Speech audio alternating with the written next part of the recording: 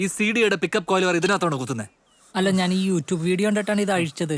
എന്നിട്ട് അല്ല, അപ്പോഴേക്കും നെറ്റ് തീർന്നുപോയി. അപ്പൊ വീഡിയോ സ്റ്റക്കായി. അപ്പൊ ഞാനും സ്റ്റക്ക് ആവുമല്ലോ സ്വാഭാവികമായിട്ട്. എടാ എന്തിനാടാ എന്നെ കൊണ്ട് ഇങ്ങനെ പറയിപ്പിക്കുന്നത്? 100 തവണ ഞാൻ പറഞ്ഞതല്ലേ അറിയാത്ത പണി ചെയ്യരുതെന്ന്. ഇങ്ങനെയാണ് ഞാൻ വേറെ പുറത്തുനിന്ന് ആൾക്കാരെ പണിക്ക് വെക്കൂട്ടോ. അങ്ങനെയാണ് എനിക്ക് പറയാനുണ്ട്. എന്ത് പറയാൻ? അത് പറടാ.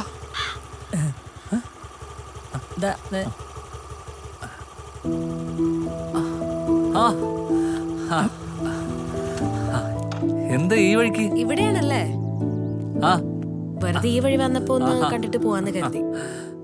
ഇവിടെ എത്തിയപ്പോഴാ ബ്രേക്ക് ലേശം ആണോ? പ്രശ്നമുള്ള പോലെ. പുതിയ വണ്ടിയല്ലേ? അതെ. വഴിയില്ലല്ലോ. അങ്ങോട്ട് മാറി നോക്കട്ടെ. അല്ല, എങ്ങനെയുണ്ട് പയ്യൻ? സുന്ദരനാ. ആഹാ, കാനഡക്കാരൻ. നേഴ്സാ. ആണാ?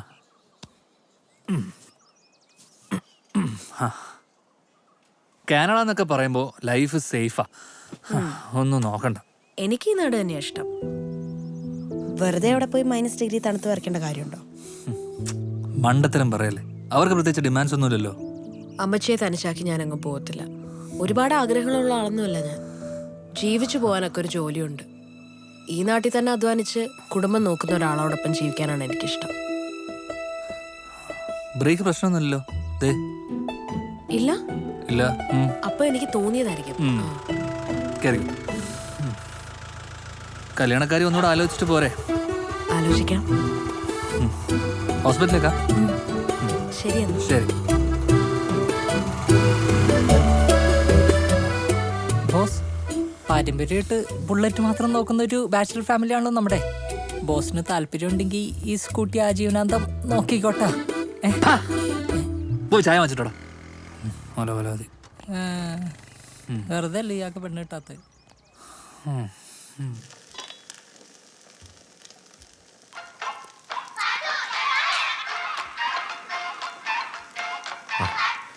എന്താടാ? നേരെ ഈ മാസത്തെ ടൂറ് നാളെ തന്നെ പോണമെന്നാ രാജു പറയുന്നത്. അതും പാലക്കയം തട്ട്. എടാ, ഇതിനൊക്കെ കുറച്ചെങ്കിലും പൈസ കൈ കാണണ്ടേടാ. എന്തിന്? എല്ലാ പ്രാവശ്യത്തെ പോലെ ഓസ് ചിലവ് മുഴുവൻ ആവാൻ വഹിച്ചോളും. പിന്നെ വണ്ടിക്കും നമുക്ക് ഇന്ധനം അടിക്കാൻ എന്തെങ്കിലും കരുതണം. അത് ഞാൻ നോക്കിക്കോളാം. താൻ വന്നാൽ മതി. എന്നാലേ ഞാൻ ഭാര്യയോടൊന്ന് ചോദിക്കട്ടെ. അവള് വിട്ടില്ലേലോ? ഭർത്താവിനോട് ചോദിക്കട്ടെ എന്ന് പറയടോ നേരെ. പെങ്കോന്തൻ. നീ പോടാ. എന്തോ ഒടിക്കല ബോസെ, മനുഷ്യനെ കൊല്ലാൻ കൊണ്ടുവന്നേണ. നല്ല അടിപൊളി പൊട്ട സ്ഥലം. അല്ല, നല്ല സ്ഥലം. തുടങ്ങി. ഈ തുണി ഒരു ദിവസം കത്തിച്ചളയണം. ഒന്ന് നിർത്തോ? എടാ, ഇവനെ എനിക്ക് കിട്ടിയതെന്റെ ഭാഗ്യ. അത്രയ്ക്ക് ഇഷ്ടം എനിക്ക് അവനെ. ഇവൻ എന്റെ പടക്കുതിരയാടാ. പടക്കുതിര മനുഷ്യന്റെ നടുവൊടിഞ്ഞ്. അല്ല, പടക്കുതിര എന്ന് പറഞ്ഞപ്പോ രണ്ടുപേര് കഴുതപ്പുറത്തുണ്ടായില്ലേ? ശരിയാണല്ലോ. എടാ രാജുവേ, ഇത്രയും കയറിയതേ ഉള്ളൂ. മനുഷ്യന്റെ ഊപ്പാട് തീർന്നു. ഓസിയാടാ നോർത്ത് വന്നതാ. ഇത്രയും ക്രൂരമായി പോകുമെന്ന് കരുതിയില്ല. എന്നെ തലവടാ ഇത്. എന്റെ ക്രിയേഷൻ, എന്റെ ഇടപാട് തീർന്നു. നിങ്ങളുടെ വണ്ടി എവിടെ?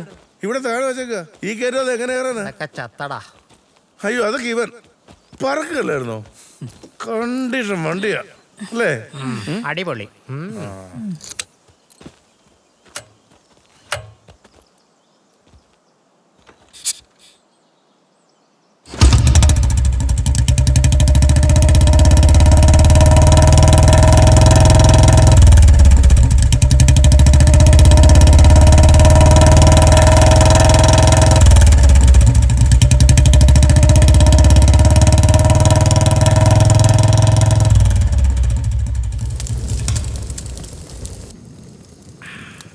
രാജു, ഞാൻ ഈ നാട്ടുകാരനായിട്ട് ഇത്രയും നല്ലൊരു സ്ഥലം ഞാൻ ആദ്യമായിട്ടാണ് കാണുന്നത്.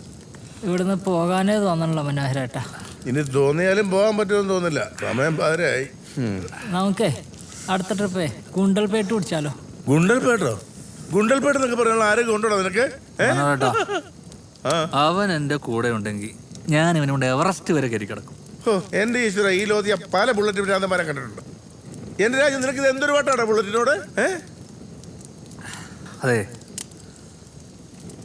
പണ്ട് എൻ്റെ അപ്പൻ കാപ്പിമല പള്ളി പെരുന്നാൾ വെച്ച് എനിക്കൊരു കുഞ്ഞു ബൈക്ക് വാങ്ങി തന്നു. അന്ന് തുടങ്ങിയതാ ബൈക്കിനോടുള്ള എൻ്റെ പ്രണയം. പിന്നീട് ഞാൻ ആദ്യമായിട്ടൊരു ബുള്ളറ്റ് കാണുന്നതേ നമ്മുടെ പള്ളിയിലെ സേവിയർ അച്ഛൻ വാങ്ങിച്ചൊരു ബുള്ളറ്റാ. ഒരു England, made in England, 64 model. പിന്നെ പള്ളി പോകുന്ന തന്നെ ഈ ബുള്ളറ്റ് കാണാൻ വേണ്ടിയാ.